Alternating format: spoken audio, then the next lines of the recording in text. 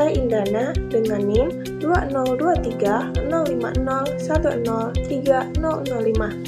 Di sini, saya akan mempresentasikan hasil resum akuntansi saya mengenai apa yang telah kita pelajari di minggu sebelumnya.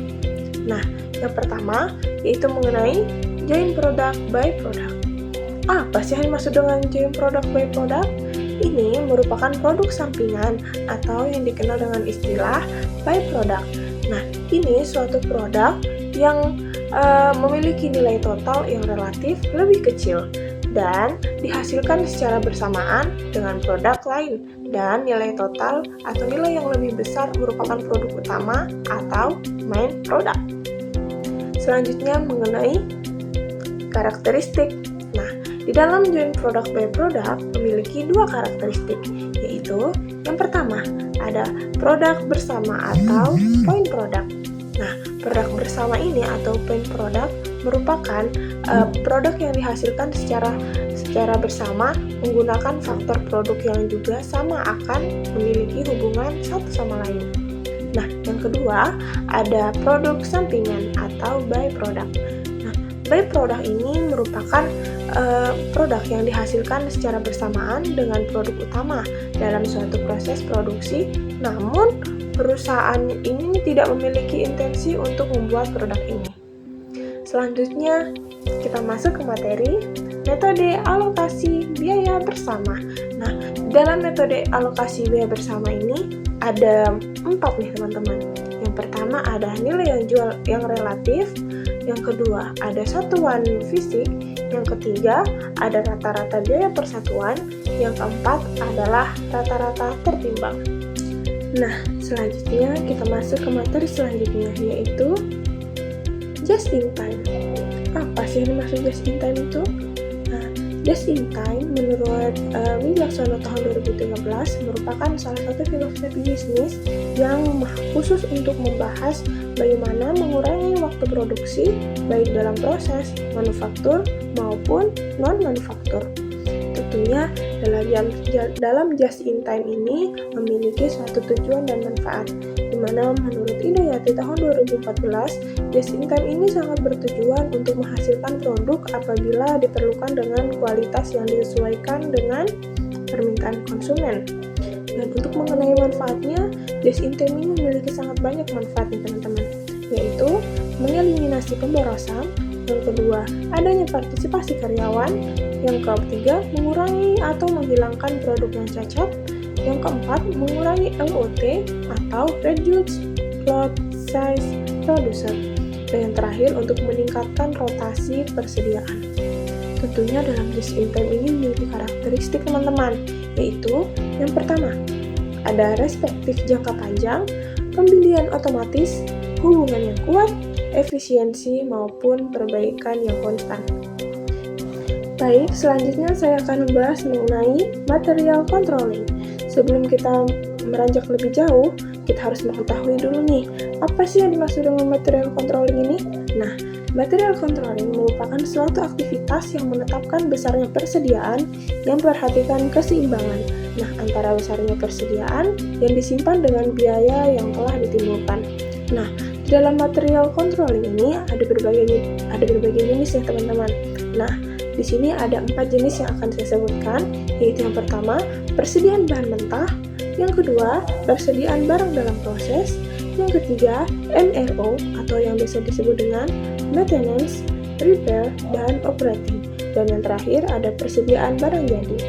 Nah, di dalam material controlling ini tentunya ada fungsi darinya, yaitu yang pertama, fungsi decoupling, yang kedua ada fungsi economic load sizing, dan yang terakhir ada fungsi antisipasi. Kita masuk ke materi selanjutnya, yaitu tentang labor controlling. Apa sih yang dimaksud dengan labor controlling itu? Nah, labor controlling merupakan salah satu fungsi penting dalam manajemen yang harus dilakukan oleh semua manajemen untuk mencapai tujuan organisasinya atau perusahaannya. Nah, di dalam labor controlling ini teman-teman ada jenis-jenis rencana yang sangat insentif untuk dilakukan. Nah, yang pertama ada rencana unit kerja yang secara langsung, yang kedua rencana bonus 100%, yang ketiga rencana bonus kelompok, yang terakhir ada rencana insentif organisasi. Nah, di dalam labor controlling ini tidak hanya ada jenis-jenisnya saja, tetapi ada metode pengukuran produktivitasnya, yaitu yang pertama ada metode output ataupun input ratio, dan yang kedua ada metode total factor productivity. Yang ketiga ada metode pengambilan waktu, dan yang keempat ada metode standar waktu. Selanjutnya, kita masuk ke pembahasan selanjutnya, yaitu Victory Overhead Controlling. Apa sih yang maksud dengan Victory Overhead Controlling itu? Victory Overhead Controlling merupakan biaya pabrik, salah satu bagian dari langkah-langkah intern yang dilakukan perusahaan dalam usaha meningkatkan efisiensi produksi dalam organisasinya ataupun dalam perusahaannya. Nah, di dalam Victory Overhead Controlling, ini memiliki penggolongan-penggolongan biaya overhead-nya, yaitu seperti menurut sifatnya, menurut perilakunya, dan menurut hubungannya. Di dalam Victory Overhead Controlling juga memiliki metode penentuan tarifnya, yaitu ada Plenty Weight Rate, yang kedua ada Department Rate, dan yang terakhir ada Activity Rate. Selanjutnya mengenai langkah-langkah pengambilan biayanya. Di sini ada 4 yang akan saya sebutkan, yaitu yang pertama, mencari dasar-dasar dan menetapkan standar untuk biaya. Dan yang kedua, untuk membandingkan antara biaya standar dengan biaya yang sesungguhnya. Dan yang ketiga, mencari dan menentukan bagiannya. Yang terakhir, itu untuk melakukan tindakan dan untuk mengurangi atau mengakhiri suatu penyimpanan. Kita masuk ke materi selanjutnya, teman-teman, yaitu mengenai departementalisasi biaya overhead pabrik. Apa sih yang dimaksud dengan departementalisasi biaya overhead pabrik itu? Nah, departementalisasi nih, kita kuak dulu. Apa sih yang dimaksud dengan departementalisasi itu? Nah, departementalisasi merupakan pembagian pabrik dalam bagian yang disebut dengan departemen atau pusat biaya. Nah, biaya overhead merupakan biaya yang dilakukan perusahaan tapi tidak berhubungan langsung dengan proses produksi di bisnis tersebut. Nah, ada jenis-jenis biaya overhead nih, yaitu yang pertama, biaya overhead pabrik, biaya overhead variabel, dan biaya overhead semi-variabel.